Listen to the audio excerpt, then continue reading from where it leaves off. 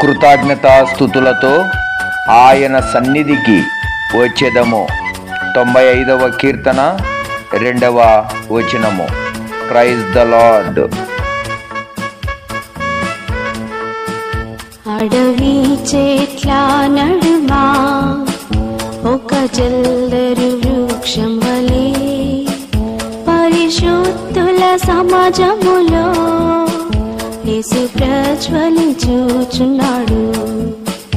పరిశుద్ధుల సమాజములో యేసు ప్రజ్వలించుచున్నాడు.